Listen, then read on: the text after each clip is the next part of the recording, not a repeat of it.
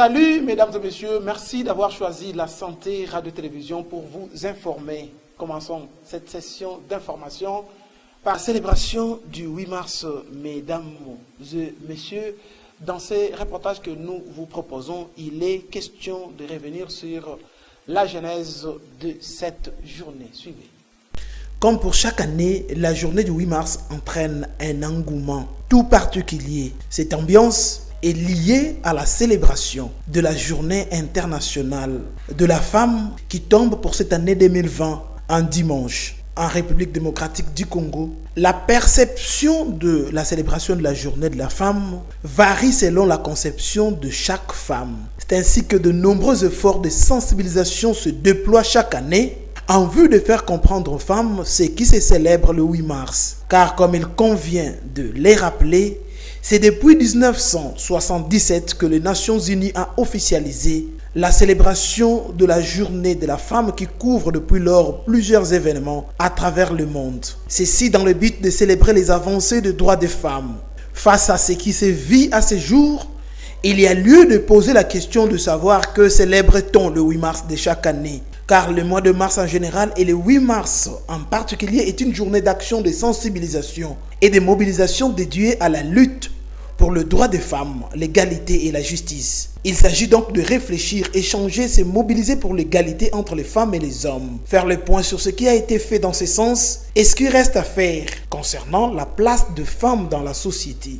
C'est aussi l'occasion de mettre en avant les initiatives qui placent les femmes au cœur de la création ainsi que leur participation à la vie sociale, politique et économique. En République démocratique du Congo, au fil du temps, les femmes, pour célébrer cette journée, ont pris l'habitude de porter les pagnes. C'est ainsi qu'en cette période, les vendeurs de pagnes dans le marché ont toujours les sourires aux lèvres. Selon les témoignages recueillis dans un marché de la province, tel n'est malheureusement pas le cas cette année au regard de la crise qui se montre chaque jour qui passe plus sévère, rendant ainsi moins clinquante la célébration de la journée de la femme pour cette année.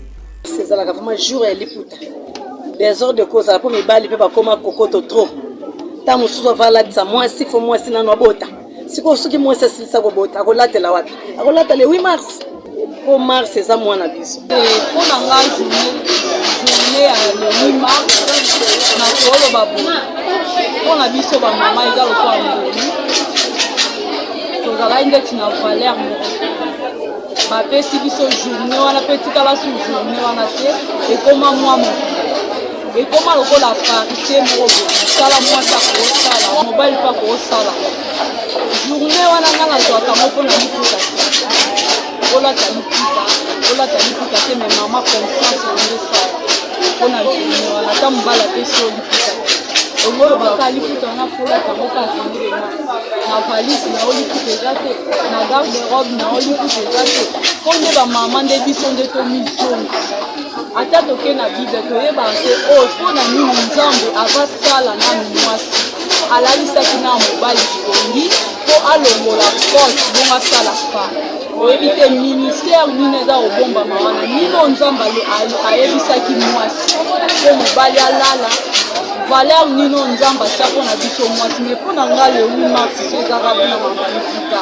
me na okama mpo bamama mosusu bazongisa harmonie na bango bazwa liputa bazwa po bolingo mpe yaka mpona liputa te journée oyo ezalaka te journée mama olati liputa okima okende komela masanga ozotambolaka apambapamba jamais mais journée nde bapesa biso yango eza mama azwa conscience ndenge eza bomwasi mobali so akozala docteur nga mpe mpona kozala docteur mobali so akozala docteur nga mpe na kozala docteur mobali mpe akozala ministre président oyo nyonso mobali aosala mwasi mpe aza capable ya kosala yango. Autre chose, à présent, restons au niveau national. Aucun club congolais ne sera en demi-finale de la Champions League africaine.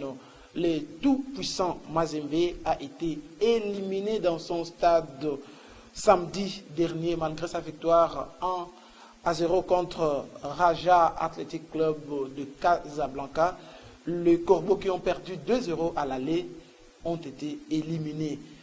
Conséquence de cet état des choses, le limogeage de Pamphile Miayo, entraîneur de cette équipe. Reportage. C'en est fini entre Pamphile Miayo et le tout-puissant Mazembe. L'homme aux double casquettes, entraîneur de Mazembe et sélectionnaire des Léopards locaux, n'a pas pu qualifier son club pour les demi-finales de la Ligue des champions africaine. Battu il y a une semaine au Maroc par le Raja de Casablanca 2-0, le tout-puissant Mazembe n'a pas pu remonter son retard au match retour samedi dernier dans son stade de Kamalondo. Sa victoire à 1-0 n'a pas suffi pour arracher la qualification aux Marocains. Situation qui élimine le tout-puissant Mazembe qui avait pourtant les ambitions d'aller chercher cette coupe pour cette saison. Dans les heures qui ont suivi cette défaite, un communiqué émanant du comité directeur de tout-puissant Mazembe est tombé avec comme message clé le limogeage de Pamphile Miayo qui est pourtant un ancien joueur du tout-puissant Mazembe qui va succéder à ce dernier qui a tout de même réussi à maintenir jusqu'à ce jour le tout-puissant Mazembe en tête du championnat de la Lina Foot. La question demeure posée. L'essentiel à noter, c'est le fait que la République démocratique du Congo, une grande nation de football, sera une fois de plus absente au niveau de la demi-finale de la Champions League africaine. Parlons à présent du vol de fils conducteurs de courant électrique. Ces phénomènes qui refait surface avec force fait notamment pleurer la population habitant l'avenue Kinshasa et l'avenue Maniema. Nous sommes dans la commune de Vuzi. Reportage.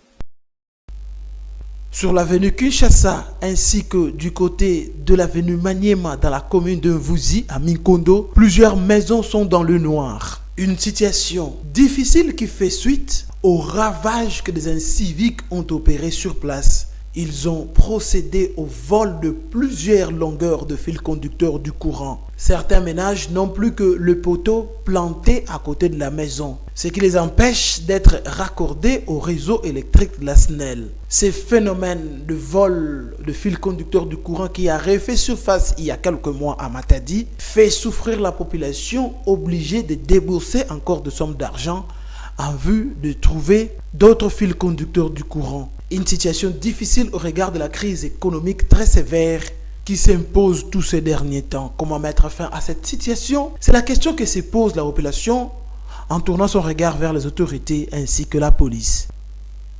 Ça fait déjà une semaine Nandambo, Batouasnel, Bagana Oulenda, Goutelemi, sa poto, Vessa, mon courant, il y a tout à côté. En plus, c'est cela, à part cette Bamambo, Bansinga, il y a Bameïba, insécurité qui est trop, Samna qui tombe. Comment se fait-il? Solution ya fioti quoi de Samna Babaka, Samna Goutelemi, sa quoi de poto, et puis poto quoi de sur place. Samna Goutelemi, sa poto, mais Bagana Oulenda. Il y a une melomba, na bafumu wa SNEL, ba meka fioti ku tadile beto mambo yae. Samna, ba meka continue ku direse buna bansinga nyonso. Ya kote kwako. Ya kaka veke na enzo mu kaka awa. Na ke parti nyonso ya ndimba nyonso. Bansinga nyonso presque mama sayiba. Lere lokola ba meiba bansinga yae. Na faute ya SNEL. Nani ke futa bansinga ine? Na mambo ya uluta na kizunga beto ya Mikondo bamei babeto bansinga mingi SNEL bageba awa pembeni bakuiza tala kwani bametala bansinga wasayiba ngemo singemona bansinga wasayiba foto mekiamuka kuna soki SNEL bangutua bagena kuzanga mbongo ya kusumba saki mosi kwani ya sima soki ba facture beto ke futa yekwa na tina ve asibetina kusala 2 semaines. Bete futa facture, to bete futa avec facture. Sam nani bete sala 15 jours ya bete futa la facture. L'air ya 2 semaines. Déjà il y a ça déjà la moitié. Il y a ba jour ne bete futa la facture. Ya ni tata silela. Muna kubaku savé. Bansinga nyonso ba mansayiba. L'air yai basinga ngo batu na meza bakinzazi meyiba to batu na zaba kinzazi ve na place na munoko bakusa ve bosi pe banda bayiba kayao tibubu yai beto kuna na veni lando kurame kumaka donki kiadi kwani mayobo sana nini basinga tatu ya mvimba bamenata Mais tu mets le côté moi quelque chose, va mettre tout moi fisinga. Donc qui a dit, mon aka qui a dit. Nama nyongo. Ya wina, muna kuyuvula mois de mars. Betre futa ya we. Rendons-nous à présent dans la ville historique de Boma, mesdames et messieurs, pour parler de caniveaux bouchés. Nous sommes sur la place Nkondo, dans la commune d'Ekala. Reportage.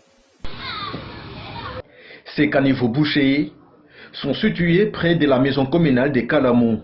Pas de travaux d'entretien liés à l'évacuation des ordures dans les caniveaux environnants. Finalement, les eaux demeurent stagnantes, cause principale du paludisme, maladie qui gangrène la population dont chaque année, plusieurs hôpitaux de Boma sont inondés de malades souffrant de la malaria. En cause, forte multiplication des moustiques à travers le terrassé, ainsi que l'insalubrité accrue observée dans cette ville de la RDC. Signalons, cette situation décriante reste similaire dans de nombreux endroits visités. Lutte contre l'insalubrité urbaine devrait être opportune pour redorer les blasons de l'ex-première capitale de la République démocratique du Congo. Voilà ce qui met fin à cette page locale, mesdames et messieurs. Place à présent aux informations au-delà de nos frontières. Comme d'habitude, c'est juste l'essentiel qui nous intéresse. Nous vous le proposons dans un condensé et c'est grâce à la réalisation de ce même parcours suivi. Voici l'un des nombreux barrages de policiers. Équipés de masques et de gants, ils contrôlent chaque véhicule. Seuls les résidents sont désormais autorisés à accéder à la zone rouge. Les autres restent bloqués sur le bord de la route.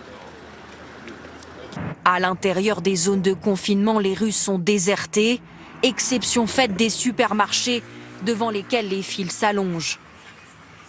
Des aires de villes fantômes aussi, dans la région de Modène où les habitants demeurent perplexes face à ces mesures de restriction. Pour moi, c'est nouveau. Je ne sais pas comment l'appréhender, mais c'est une bonne décision. Mais on espère surtout que ça va fonctionner. Quand je vois le comportement de nos hommes politiques, je me dis que c'est vraiment le chaos. Et cela n'aide pas à nous tranquilliser. Il n'y a rien d'autre à faire. Il faut obéir aux règles en espérant que la situation se règle rapidement. Ce n'est pas le moment de plaisanter. Jusqu'au 3 avril, plus de 15 millions d'Italiens vont devoir rester confinés.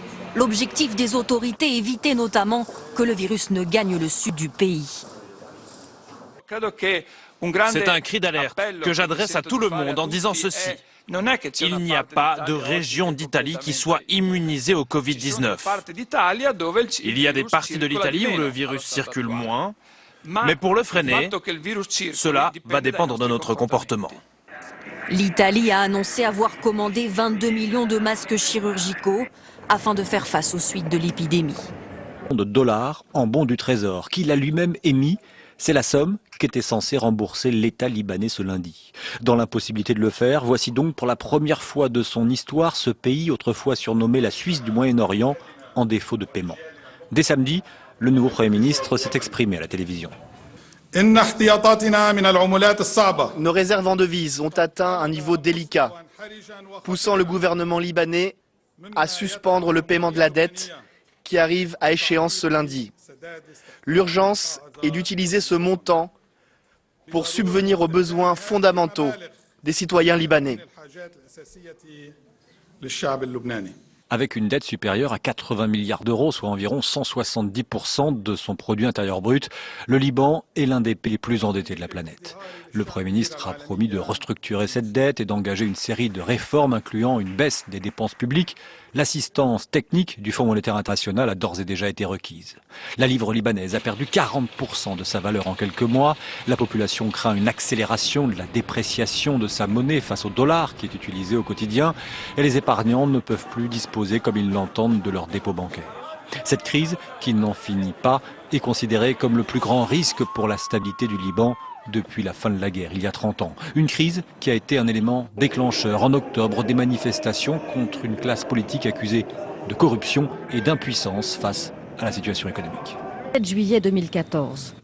Un Boeing 777 de la Malaysia Airlines est abattu par un missile dans l'est de l'Ukraine. une zone alors en plein conflit séparatiste, mais que l'avion avait obtenu l'autorisation de survoler. À bord de l'appareil qui relie Amsterdam à Kuala Lumpur, 298 personnes, toutes décédées. 5 ans et demi après le drame, ces proches des victimes, rassemblés pour une manifestation symbolique, exigent la vérité. Le but de cette action est de faire clairement comprendre à l'État russe qu'il doit coopérer à l'enquête. Jusqu'à présent, les Russes ont entravé les investigations, ou du moins, ils n'ont pas coopéré à l'enquête. Une enquête menée conjointement entre Australiens, Belges, Malaisiens, Néerlandais et Ukrainiens, et sous la direction des Pays-Bas, dont 169 ressortissants se trouvaient dans l'avion. En septembre 2016, le parquet néerlandais avait conclu que le projectile de type Buk avait été tiré depuis un territoire contrôlé par les pro-russes. Version aussitôt démentie par Moscou et par les séparatistes. Aujourd'hui, les 4 hommes soupçonnés d'avoir supervisé l'acheminement de ce système de missiles sont jugés pour meurtre. Ainsi, ce journal a pris fin. Merci de l'avoir suivi, mesdames et messieurs. Merci à la grande équipe rédactionnelle de Sarah TV qui s'est employée à sa réalisation. D'ici là, portez-vous bien. Et bonne suite le programme chez nous. Au revoir.